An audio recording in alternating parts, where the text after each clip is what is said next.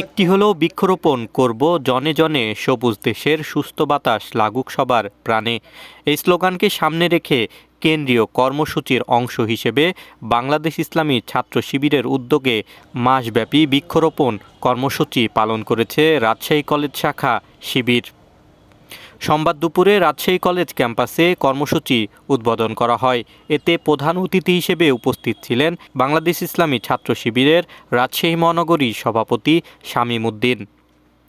এ সময় তিনি বলেন, ধারাবাহিক কাজের অংশ হিসেবে আমরা এই কাজ করে আসছি।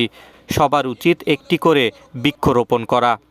মানে একটা হলেও বৃক্ষরোপণ করা। আমাদের যেমন বাংলাদেশ ইসলামী ছাত্র শিবিরের প্রত্যেকটা জনশক্তি মানে চেষ্টা করছে একটি হলেও নিজে বৃক্ষরোপণ করা এবং অন্যকে বিতরণ করা। ইসলামী ছাত্র শিবির রাজশাহী কলেজ শাখার পক্ষ থেকে আমাদের টার্গেট আছে রাজশাহী কলেজের প্রত্যেকটা আঙ্গিনায় যে কোনো ফাঁকা জায়গা থাকবে না, আমরা প্রত্যেকটা জায়গায় আমরা বৃক্ষরোপণ করব। তারই ধারাবাহিকতায় আমরা আনুষ্ঠানিকভাবে আজকে শুরু করছি। আমাদের 150+ গাছ আজকে আমরা রোপণ করব।